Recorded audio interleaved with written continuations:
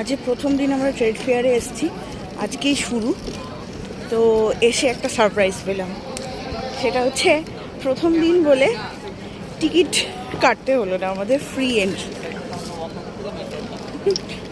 ভালোই লাগলো বেশ। চলো দেখা যাক এবার মেলাটা ঘুরে।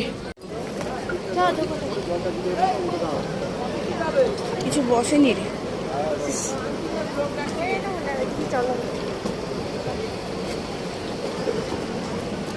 চৈদিকগুলো যাই দেখি কি আছে।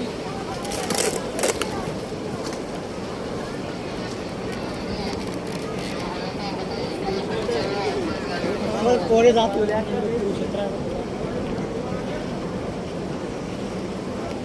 চলে গেছে।